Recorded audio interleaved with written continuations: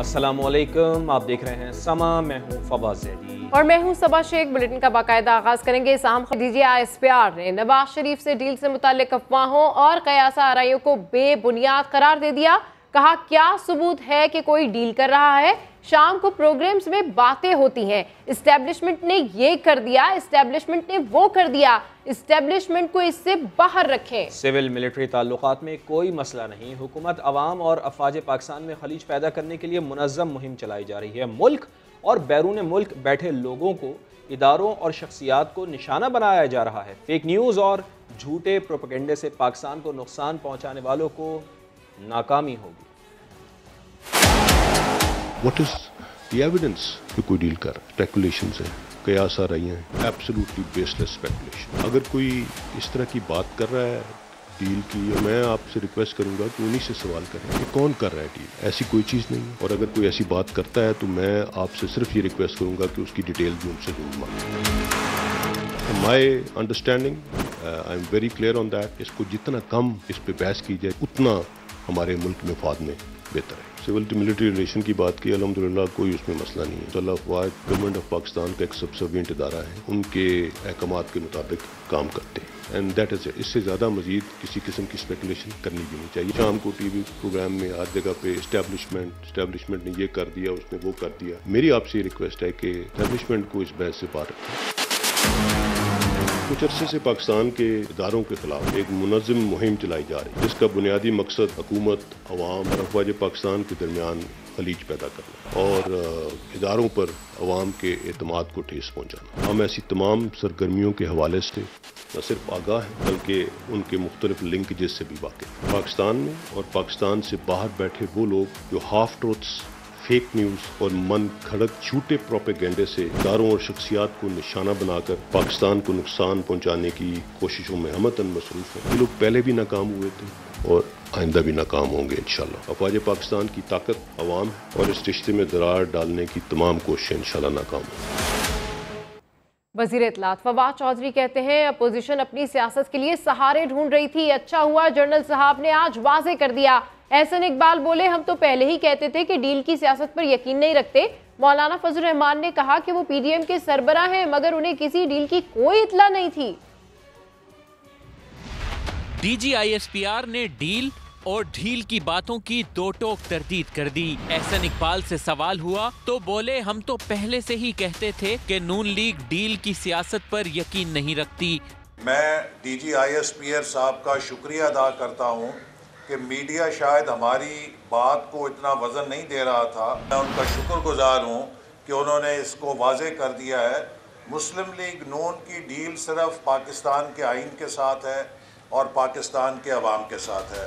मौलाना फजल रहमान बोले, उन्हें भी ऐसी किसी डील की कोई खबर नहीं थी। PDM का सरबराह मैं हूँ, मेरे वो कॉम्पोनेंट है और सबसे बड़ी जमात हम उनको समझते हैं अपने इत्तेहाद में। इन चीजों का मुझे कम से कम इल्म नहीं है, बस आपकी मीडिया के जरिए से अफवाहें गर्ज करती हैं। वज़ीर इत्तलात फवाद चौधरी ने कहा, ओपोजिशन अपनी सियासत को जिंदा करने के लिए ऐसे शोशे छोड़ती रहती है। अच्छा हुआ मामला साफ हो गया। ये तो अपने शौक के ऊपर ही लोग बातें कर रहे थे। अच्छा हुआ है आज जन साहब ने भी उसको क्लियर कर दिया, क्योंकि सियासत के ऊपर, अपने पाँव के ऊपर जब सियासत आपने नहीं करनी, अपने कद के ऊपर नहीं खड़ा होना, तो फिर इन्हीं अफवाहों के सहारे सियासत होती है। फवाद चौधरी ने मजीद कहा कि नवाज शरीफ और आसिफ जरदारी की सियासत अब माजी का हिस्सा बन चुकी, उनका अब कोई मुस्तकबिल नहीं। अब आए तब आए मगर सिर्फ बयानात ही आए, नवाज शरीफ खुद ना आए। लीगी रहनुमा मीडिया को हर बार नवाज शरीफ के वापस आने की खबर देते रहे मगर कभी ये ना बताया कि वो किस दिन आएंगे, कौन, कब और क्या क्या कहता रहा। आइए आपको याद दिलाते हैं। मेरा मुंह लटका हुआ नहीं है, मेरी मुस्कुराहट आपको बता रही होगी कि कुछ होने वाला है। यकीन से आपको कह सकते हैं कि नवाज शरीफ की न सिर्फ सजाएं खत्म होगी, नतीजे में नवाज शरीफ चौथी दफा प्राइम मिनिस्टर बनेंगे। तो अब अगर उनके वापस आने की खबरें आ रही हैं तो हुकूमत की नींद उड़ गई है। अनकरीब मियाँ साहब भी वापस आएंगे। मियाँ नवाज शरीफ जब वापस आएंगे तो ये होंगे ही नहीं, तो ये जेल में कहाँ से डाल देंगे। ये तो अब चंद दिन के मेहमान हैं। ये हुकूमत सुबह शाम नवाज शरीफ फोबिया में मुब्तला है। इनको बस एक फिक्र है कि नवाज शरीफ ना आ जाए। इंशाअल्लाह ताला नवाज शरीफ भी अब आएगा। ये हम बिल्कुल शेयर नहीं करेंगे कि वो कौन सी तारीख को आएंगे। वो अपनी मिट्टी पर वापस आना चाहते हैं और वो आएंगे। अनकरीब मियां साहब भी वापस आएंगे। वफाकी वज़ीर दाखिला शेख रशीद कहते हैं, हम इमरान खान के साथ खड़े हैं और अपोजिशन का डट कर मुकाबला करेंगे। अपोजिशन अकील के नाखुन ले, मुल्क बल्दियाती इलेक्शन की तरफ बढ़ रहा है। हिज़्ब इख्तिलाफ ने कोई गलती की तो जमहूरियत के लिए मसाइल पैदा होंगे। अपोजिशन को भी कहना चाहता हूं कि अकल को हाथ, अकल से काम लें। इस मुल्क के मसाइल ऐसे हैं, ये मुल्क इलेक्शन की तरफ जा रहा है। ये मुल्क अनकरीब पंजाब में भी बल्दियाती इंतखाबात की तरफ जा रहा है और अगर इसमें खराबियां और रुकावटें खड़ी की गई और अगर अपोजिशन ने कोई गलती की तो जमहूरी निजाम में मसाइल पैदा हो सकते हैं। मैं आपको यकीन दिलाता हूं कि हम इमरान खान के साथ आए हैं, इमरान खान के साथ जाएंगे, इमरान खान के साथ खड़े होंगे और अपोजिशन का हर सूरत में डट कर मुकाबला करेंगे। सब अच्छा है। मैंने नाम आज सोचा है कि जो मेरी चौथी किताब हो वो मेरे मरने के कम से कम 5 साल बाद शाया की जाए, क्योंकि मैं एक सच लिखकर मरना चाहता हूं, ताकि उसके बाद कोई ये ना किसी के पास प्रोग्राम करने का वक्त ही ना हो और आदमी करे कि उसको माफ कर दो, वो इस दुनिया में नहीं है। वज़ीर आज़म इमरान खान का PTI फंडिंग की जांच पड़ताल का खैर मकदम। ट्विटर पैगाम में कहा कि पीपल्स पार्टी और नून लीग के अकाउंट्स की भी जांच पड़ताल का मुंतज़िर हों। अकाउंट्स की जितनी जांच पड़ताल होगी, कौम के लिए उतने ही हक़ाइक़ की वजाहत होगी। पता चलेगा कि PTI वाहिद जमात है जिसकी बुनियाद सियासी फंड रेजिंग पर है। स्क्रूटनी कमेटी की रिपोर्ट, इमरान खान पर फर्द जुर्म है। अपोजिशन लीडर शहबाज शरीफ का रद्द-ए-अमल। ट्वीट में लिखा, सच्चाई लोगों को बेनकाब करने का बेहतरीन तरीका है। अब पता चला PTI पिछले 7 बरसों से फॉरेन फंडिंग केस से क्यों भाग रही है। सादिक और अमीन का नकाब तार तार हो गया। लीगी रहनुमा शाहिद खाकान अब्बासी का कहना है कि PTI ने स्क्रूटनी कमेटी को रिकॉर्ड फराहम नहीं किया। स्टेट बैंक की जानिब से दी गई तफसीलात को रिपोर्ट का हिस्सा बनाया गया है। ये सिर्फ 5 साल का रिकॉर्ड है जिसमें 31 करोड़ गायब हैं। अमेरिका में, एक टेक्सास के अंदर, एक कैलिफोर्निया में PTI के रजिस्टर्ड जो ऑफिसेज हैं वहां पर उन दफ्तरों को इस्तेमाल करके 2 कंपनियां बनाई गई। दोनों कंपनियों के चेयरमैन इमरान खान साहब हैं। दोनों कंपनियों के फैसले करने वाले इमरान खान साहब हैं। क्या किसी पाकिस्तानी पॉलिटिकल पार्टी को ये इजाज़त है कि दूसरे मुल्कों में जाकर कंपनियां बनाए? पाकिस्तान का कानून ये कहता है कि आप सिर्फ एक इंडिविजुअल से, यानी एक शख्स से पैसा ले सकते हैं, किसी कंपनी से पैसा नहीं ले सकते। और वो भी डिक्लेयर करना पड़ता है कि कितने पैसे आपने लिए और किस शख्स से लिए। कंपनी से, किसी फॉरेन कंपनी से पैसा हासिल करना गैर कानूनी है। आज तक इन दोनों कंपनियों का कोई रिकॉर्ड ना इलेक्शन कमीशन में आया है, ना कोई रिकॉर्ड जो है वो स्टेट बैंक के पास आया है। चेयरमैन पीपल्स पार्टी बिलावल भुट्टो ने कहा है कि PTI के फॉरेन फंडिंग केस में इमरान खान का करप्शन से आलूदा चेहरा सामने आ गया है। बिलावल भुट्टो ने ट्विटर बयान में कहा कि PTI फॉरेन फंडिंग के हवाले से इलेक्शन कमीशन की रिपोर्ट फर्द जुर्म है। रिपोर्ट से न सिर्फ PTI की पार्टी करप्शन बल्कि मुनाफिकत का पर्दा भी चाक हुआ है। इमरान खान का टैक्स रिकॉर्ड बताता है कि इक़्तिदार के बाद इमरान खान की आमदनी में 50 गुना से ज़ायद इजाफा हुआ। वज़ीर आज़म दूसरों को करप्शन के ताने देते हैं, लेकिन अब हिसाब देने का वक्त आ गया है। Association of electronic media editors and news directors की मरियम नवाज़ और परवेज़ रशीद की मुबैना ऑडियो की मजम्मत। बयान में कहा कि किसी भी जमात की जानिब से सहाफ़ियों की तौहीन कबूल नहीं। किसी फ़र्द या जमात को मीडिया को डिक्टेट करने की इजाज़त नहीं। कोई ये डिक्टेट नहीं कर सकता कि कौन स्क्रीन पर आए और कौन नहीं। तमाम सियासी जमातों को मीडिया के दाखिली मामलात में दखल नहीं देना चाहिए। एमेंड एलामिया में कहा गया है कि मीडिया को मैनेज करने की सोच आमराना तर्ज जहनीत का इजहार है। CPNE ने मरियम नवाज और परवेज रशीद की ऑडियो को साजिश करार देकर सहाफ़ियों समेत मुल्क भर के मीडिया से मुआफ़ी मांगने का मुतालबा कर दिया। CPNE के मुताबिक सहाफ़ियों के खिलाफ गैर अखलाकी गुफ्तगू आमराना सोच का पर्दा चाक कर रही है। मीडिया और सहाफ़ियों पर किसी किस्म का दबाव बर्दाश्त नहीं किया जाएगा। हुकूमत ऑडियो की फोरेंसिक करवाकर जिम्मेदारान को सजा दे। मुआविन खुसूसी शहबाज गिल कहते हैं कि नून लीग की तरफ से मीडिया की जो इज्जत अफजाई डॉन लीग से शुरू हुई वो अब टोकरियों पर पहुंच गई है। सवाल उठाया कि मरियम नवाज कोई सियासी ओहदा ना होते हुए भी किस हैसियत से मीडिया के इदारों पर हुक्म चलाती रहीं। मरियम नवाज जिनके पास कोई सियासी ओहदा नहीं था, ना वो SAPM थी, ना वो फेडरल मिनिस्टर थी, ना वो स्टेट मिनिस्टर थी, ना वो टीवी की हेड थी, लेकिन उसके बावजूद उन्होंने जो इज्जत बख्शनी शुरू की अदारों को और मीडिया को, वो डॉन लीग से शुरू हुई और उसके बाद टोकरियों में पहुंच के खत्म हुई और अभी ये जारी है, सिलसिला खत्म नहीं हुई। आप इनसे सवाल करें किस हसीयत में ये बीबी ऐड काटती थी, किस हसीयत में ये पूरे मीडिया के लोगों को कहती थी कि तुम ये करो और तुम ये करो। दूसरी ऑडियो में तो ये कहा कि फैक्ट्स ना दिखाओ, तुम तो बराबर के फैक्ट्स दिखा रहे हो। 24 घंटे गुजर गए, अभी तक एक आवाज नहीं आई। तमाम तंजीमों के सामने जाके दस्त बदस्त इनसे एहतराम के साथ गुजारिश करूंगा कि आप बोलें। अगर आप अब नहीं बोलेंगे तो ये माफिया कल को इससे गंदी गालियां देगा। ये जो दिन रात हमारी तरपाई की जाती है बैठ के, कसूर सिर्फ एक है कि वो बगैर एनेस्थीसिया के सर्जरी कर रहा है इस गंदे सिस्टम की जिसने हर चीज में तोहफन फैलाया हुआ था, एक इकोसिस्टम बनाया हुआ था करप्शन का जिसमें हर चीज के बड़े बड़े पंडित शामिल थे।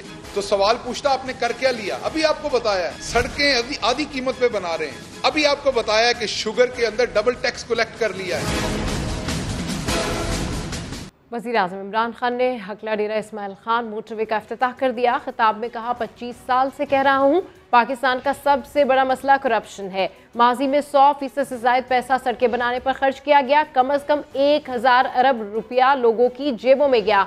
हमने पिछली हुकूमतों जितनी रकम खर्च करके दुगनी सड़कें बना दी। जमीन पर कब्जे करने वाले NHA में बैठे हैं।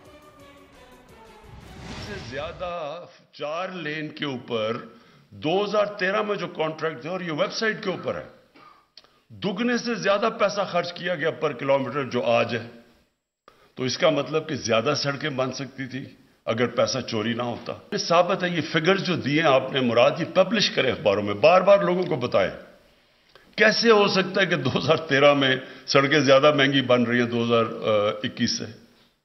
और फिर कितना पैसा बना है ये भी लोगों को पता चलना चाहिए कि अगर आप असेस करें। तो मैंने जो अभी आपने फिगर्स दिखाई हैं, मैं कैलकुलेट अपने ज़हन में कर रहा था कि कम से कम 1000 अरब रुपया जेबों में गया लोगों की। जरा सोच लें कि 1000 अरब रुपया एक मकरूज मुल्क लोगों की जेबों में डाल रहा था। इससे ज्यादा बड़ा जुल्म क्या हो सकता है कि हम एक तरफ कर्जे ले रहे हैं, ऊपर से ये इतनी महंगी सड़कें क्योंकि इन्होंने पैसे बनाने थे। और ये भी मैं कहना चाहता हूं कि इन्होंने जिस तरह काम किया, हमने सोचा भी कि नैब को दें, लेकिन काम ऐसा किया है कि आप अगर अदालत में जाएंगे तो ये वो कहेंगे जी हमने टेंडरिंग, हमने तो सारे प्रोसेस पूरे किए हैं। तो तरीके इन्होंने किए थे। एक दिन में 10 लाख केसेस रिपोर्ट, नया रिकॉर्ड। तफसीलात कुछ ही देर बाद। वफाकी वज़रा फवाद चौधरी और शेख रशीद प्रेस कॉन्फ्रेंस के दौरान खुशगवार मूड में नजर आए। फवाद चौधरी ने कहा शेख साहब की वजह से मीडिया रेटिंग्स खूब आती हैं। शेख रशीद भी हंसते हुए बोले मीडिया से लड़ा नहीं जाता, आप भी बनाकर रखा करें। दोनों की लाइटर गुफ्तगू आप भी देखिए। शेख साहब अगर ना होते हैं तो मीडिया रेटिंग्स का क्या पता। आज शेख साहब की वजह से ये जो मीडिया की जो अर्निंग्स है, स्पेशली न्यूज मीडिया की, उनमें बड़ा इजाफा हुआ है। खात्मे से पहले मैं बात कर चुका था, ये जबरदस्त आदमी है। सिर्फ मैं इनसे यही कहता हूं कि मीडिया से लड़ा झगड़ना नहीं, मीडिया से बना के रखें, मीडिया से बना के रखें। तो मेरा और इनका यही इख्तिलाफ है, क्योंकि आज की सियासत मीडिया के बगैर मुमकिन नहीं है। मीडिया से बना के रखें। आए और चाय पिए। Have A T please. अमीर जमात इस्लामी कराची हाफिज नईमुर रहमान ने सिंध सेक्रेटेरिएट के घिराव का इशारा दे दिया। कराची धरने में गुफ्तगू करते हुए कहा कि आगा सिराज दुरानी के मशवरे पर सेक्रेटेरिएट पर भी धरना देंगे। सिंध असेंबली के बाहर भी धरना जारी रहेगा। धरना जारी रहेगा। स्पीकर साहब ने कल ये मशवरा दिया कि इनको चाहिए जमात इस्लामी वालों को कि ये सिंध सेक्रेटेरिएट बंद कर दें, वहां पर धरना दें। यहाँ का धरना हमारी मर्जी से चलेगा, वहां का धरना स्पीकर साहब के मशवरे पे चलेगा।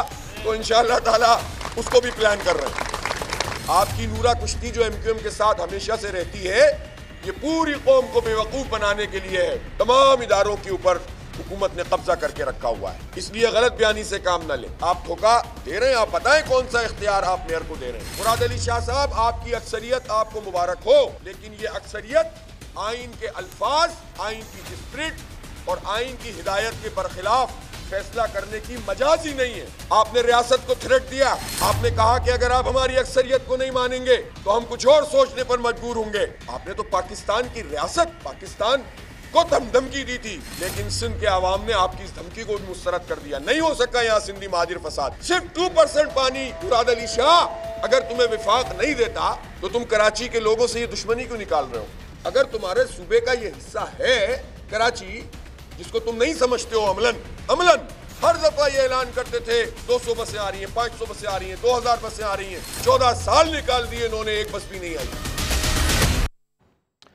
कराची में सिंध असेंबली के सामने जमात इस्लामी का धरना छठे रोज़ भी जारी है। आज मदारिस के तलबा धरने में पहुंचे, कल स्कूल स्टूडेंट्स शरीक होंगे। मजीद जान लेते हैं वहाँ मौजूद समझ नुमाइंदे साथ साबरी हमारे साथ मौजूद हैं।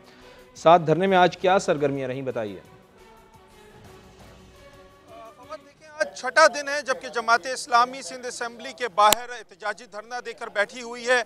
अगर आज की हम सरगर्मियों की बात कर लें तो आज यहाँ पर मदारिस के जो है बच्चे आए थे, जिन्होंने जलसे में या एहतजाजी धरने में शिरकत की थी।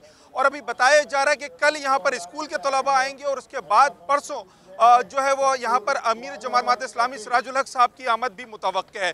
अभी भी यहाँ पर बड़ी तादाद में जो है वो शुरका इस एहतजाजी धरने में मौजूद हैं। गाहे बगाहे जो है वो तकरीरें हो रही हैं। यहाँ पर जो रहनुमा है जमात इस्लामी के, नारे लगाए जा रहे हैं। जो बुनियादी एजेंडा है, जो बुनियादी इनका मुतालबा है वो सिंध हुकूमत से ये है कि जो बल्दियाती बिल पेश किया गया सिंध असेंबली में, उसे फिलफौर वापस लिया जाए। इसी मुतालबे को लेकर जो जमात इस्लामी के रहनुमा हैं और जो शहरी हैं, जो उनके कारकुनान हैं, वो यहाँ पर धरना देके बैठे हुए हैं। इस वक्त भी बड़ी तादाद है। मेरे ठीक है, बहुत शुक्रिया आपका साबरी। सिंध के वज़ीर इत्तलात नासिर हुसैन शाह कहते हैं कुछ दोस्त लोकल बॉडी तरमीमी एक्ट पर पॉइंट स्कोरिंग कर रहे हैं। ये सब इलेक्शन से राह फरार इख्तियार करना चाहते हैं। मुखालफिन ने नविश्ता दीवार पढ़ लिया है। धौंस और धांधली की सियासत का बाब खत्म हो चुका। बहुत सारे हमारे जो दोस्त हैं जो पॉलिटिकली तौर पर सिर्फ पॉइंट स्कोरिंग कर रहे हैं, वो करने दें उन्हें, क्योंकि ये सब इलेक्शन से राह फरार इख्तियार कर रहे हैं। वो जो धौंस धांधली की सियासत थी वो खत्म कर दी गई है। अब फ्री और फेयर इलेक्शन जब होगा तो तब इनको नजर आ रहा है नौशाए दीवार इन्होंने पढ़ लिया है। सिंध में 21,000 से ज़ायद असामियों पर भर्तियों के केस में सिंध हाई कोर्ट का बड़ा हुक्म। अदालत ने एमक्यूएम की दरख्वास्त पर भर्तियों से मुताल्लिक़ हुकूमती नोटिफिकेशंस मुअत्तल कर दिए हैं। सिंध हाई कोर्ट ने सिबर टेस्टिंग सर्विसेज को भर्तियों के अमल से रोक दिया है। चीफ सेक्रेटरी IBA सक्कर, सिबर testing services, advocate general Sindh, security exchange commission, IBA Karachi को नोटिस जारी कर दिए हैं। दरख्वास्त गुजार ने अदालत को बताया कि भर्तियों के तरीक़ाकार में बेज़ाब्तिगियाँ की गई हैं। इक़्तिसादी राब्ता कमेटी ने दरामदी गाड़ियों पर रेगुलेटरी ड्यूटी में 35% इजाफे की मंजूरी दे दी है। हाइब्रिड गाड़ियों पर रेगुलेटरी ड्यूटी 15 से बढ़ाकर 50% कर दी गई है। मज़ीद तफसीलात जानते हैं समा के नुमाइंदे शकील अहमद से। जी शकील अहमद, अपडेट कीजिए। देखिए, इम्पोर्ट बिल जो है उस पर दबाव कम करने के लिए जो दरामदी गाड़ियां हैं उन पर रेगुलेटरी ड्यूटी में इजाफा किया गया है 35% तक। आज इक़्तिसादी राब्ता कमेटी ने इसकी मंजूरी दी है। हाइब्रिड गाड़ियों पर रेगुलेटरी ड्यूटी 15% से बढ़ाकर 50% की गई है। इसका इतलाक जो है वो 1501 सीसी से 1800 सीसी तक की हाइब्रिड गाड़ियों पर होगा। 850 सीसी से बड़ी जो नॉर्मल यानी कंप्लीट गाड़ियां इंपोर्ट होती हैं उन पर भी रेगुलेटरी ड्यूटी में 35% इजाफा किया गया है। वो भी 15 से बढ़ाकर रेट 50% कर दिया गया है। इसके अलावा ICC ने 50,000 मैट्रिक टन यूरिया दरामद करने की मंजूरी दी है। चीन से हुकूमती सतह पर ये यूरिया खरीदी जाएगी और ट्रेडिंग कॉर्पोरेशन जो है ये इम्पोर्ट करेगा। और इसके अलावा ये कहा गया है कि चीन के जो सप्लायर्स हैं उनके साथ प्राइस जो मैकेनिज्म है उसको बात की जाएगी। और ICC ने पेट्रोलियम, फाइनेंस और पावर डिवीजन के लिए ज़िमनी ग्रांट्स की भी आज मंजूरी दी है। जी ठीक है, अपडेट करने के लिए शुक्रिया शकील। तर्जुमान पाक फौज मेजर जनरल बाबर इफ्तिखार कहते हैं कि कोई जंग बंदी नहीं, कालादम तहरीक तालिबान पाकिस्तान के खिलाफ ऑपरेशन जारी है। सीज़ फायर 9 दिसंबर को ख़त्म हो गया था। पाक अफगान बॉर्डर पर बाड़ लगाने का मकसद लोगों को तकसीम करने के लिए नहीं, महफूज बनाने के लिए है। अमन की बाड़ लगाने में शुहदा का खून शामिल है। ये बाड़ हर सूरत मुकम्मल होगी। After 15th of August, this was a requirement given by the government of Pakistan to the new interim Afghan government that TTP should not be using Afghan soil against Pakistan. Pakistan ने दहशतगर्दी के खिलाफ जंग जीती, दहशतगर्दों को फिर सर उठाने नहीं देंगे। DGISPR major general Babar Iftikhar का मुल्क दुश्मनों को पैगाम। The ceasefire finished on the 9th of December, and as far as our talks with the TTP were concerned, they are on hold, and the operations are continuing. तर्जुमान पाक फौज ने कहा, अफगानिस्तान का अमन पाकिस्तान से जुड़ा है, कोशिश कर रहे हैं कि अमन की फिजा बरकरार रहे। पाक अफगान बैनुल-अक़वामी सरहद पे बाड़ लगाने का काम तकरीबन 94% मुकम्मल हो चुका है और पाक ईरान बॉर्डर पर 71% से ज़ायद बाड़ लगाने का काम मुकम्मल किया जा चुका है। इसका मकसद लोगों को तकसीम करना नहीं बल्कि उन्हें महफूज बनाना है। इस बाड़ के लगाने में हमारे शुहदा का खून शामिल है। ये अमन की बाड़ है, ये मुकम्मल होगी और इंशाल्लाह कायम रहेगी। मेजर जनरल बाबर इफ्तिखार ने कहा, अफगानिस्तान की मौजूदा सूरत हाल इंसानी अलमिये को जन्म दे सकती है, जिसका बराह रास्त असर पाकिस्तान और खित्ते की सलामती पर होगा। DGISPR ने भारत की जानिब से पाकिस्तान पर इल्जामात को मकबूजा कश्मीर में मजालिम से तवज्जो हटाने की कोशिश करार दे दिया। कहा, दुनिया भी इस बात को तस्लीम कर रही है कि हिंदुस्तान अंदरूनी तौर पर मजहबी इंतहा पसंदी की तरफ गामजन है। मोदी सरकार असले के अंबार लगाकर खित्ते के अमन को शदीद खतरात से दो चार कर रही है। हिंदुस्तानी मिलिट्री लीडरशिप की तरफ से मुख्तलिफ इल्जामात और गीदड़ फबकियाँ और LOC पर पाकिस्तान की जानिब से एलिजिड इन्फिल्ट्रेशन का मुसलसल झूठा प्रोपेगेंडा होता रहा है। ये एक खास पॉलिटिकल एजेंडा की निशानदेही करता है और इसका बुनियादी मकसद Indian illegally occupied Jammu and Kashmir में बदतरीन रियासती मुजालिम उससे इंटरनेशनल कम्युनिटी की तवज्जो हटाना। हिंदुस्तान अंदरूनी तौर पर मजहबी इंतहा पसंदी की तरफ गामजन, जिसका चर्चा पूरी दुनिया में। हिंदुस्तान ने खित्ते के अमन को दांव पर लगाते हुए डिफेंस प्रोक्योरमेंट का एक ना रुकने वाला सिलसिला शुरू कर रखा है। इससे न सिर्फ रिवायती जंग में ताकत का तवाजुन मुतासर होगा बल्कि खित्ते में असले की दौड़ और अमन पर शदीद मनफी असरात आएंगे। हिंदुस्तान कश्मीर की इंडिजिनस फ्रीडम स्ट्रगल को हमेशा एक्सटर्नलाइज करने की कोशिशों में सरगर्म रहा। दुनिया भर से आवाजें उठ रही हैं कि भारतीय फौज दहशतगर्दी के नाम पर बेगुनाह मासूम कश्मीरियों को निशाना बना रही है। सच ये है कि कश्मीर में इंसानी तारीख का बदतरीन मुहासरा अगस्त 2019 से जारी है। कश्मीरी अवाम के वो अपने हके खुद इरादियत जिसका वादा इंटरनेशनल कम्युनिटी ने उनसे किया था, उसके लिए लाजवाल जद्दोजहद, उनकी बेमिसाल कुर्बानियों और बहादुरी को हम सलाम पेश करते हैं। मुल्क में ओमिक्रॉन के साए एक बार फिर मंडलाने लगे हैं। इस्लामाबाद में 27 और कराची में ओमिक्रॉन के 23 मरीज सामने आए हैं। कोरोना के मुस्बत नताइज की शरह 9% के करीब पहुंच गई है। पंजाब में बूस्टर्स लगना शुरू हो गए हैं। सूबे में रोज़ाना रिपोर्ट होने वाले केसेस में से 86% ओमिक्रॉन के हैं। कोरोना के 60% केस कराची और लाहौर से रिपोर्ट हो रहे हैं। सरबराह NCOC असद उमर की प्रेस ब्रीफिंग, कहा पाकिस्तान में भी ओमिक्रॉन का फैलाव ज्यादा है, आइंदा एक माह में केसेस मजीद बढ़ेंगे। डॉक्टर फैसल सुल्तान ने कहा, ओमिक्रॉन से बचाव के लिए भी मौजूदा वैक्सीन कारआमद है। तमाम शहरी वैक्सीन लाजमी लगवाएं, मास्क पहने और दीगर एहतियाती तदाबीर इख्तियार करें। पाकिस्तान में भी ओमिक्रॉन तेजी से फैलने लगा है। NCOC के सरबराह असद उमर ने खबरदार कर दिया। कल 1.8% मस्बत शरह थी और इस हफ्ते के जो पहले 3 दिन है उसमें 1.6% जो है वो रही बनिस्बत आज से 2 हफ्ते पहले सिर्फ 0.7% थी। इसी तरीके से केसेस जो है उसके अंदर बड़ी तेजी से इजाफा हो रहा है और तकरीबन 3 गुना केसेस हो गए।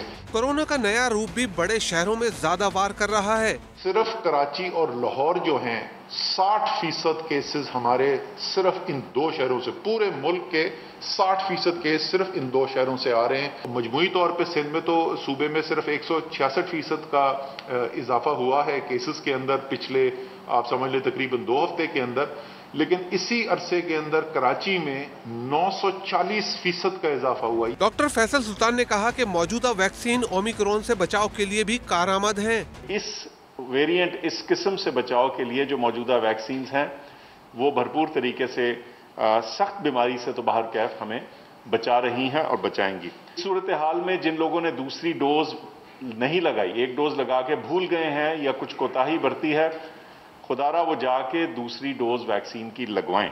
असद उमर और फैसल सुल्तान का कहना था कि ओमिक्रॉन का फैलाव कम करने के लिए जरूरी है कि शहरी एहतियाती तदाबीर इख्तियार करें, मास्क पहने, बिला जरूरत पुरहुजूम जगहों पर न जाएं और समाजी फासला इख्तियार करें।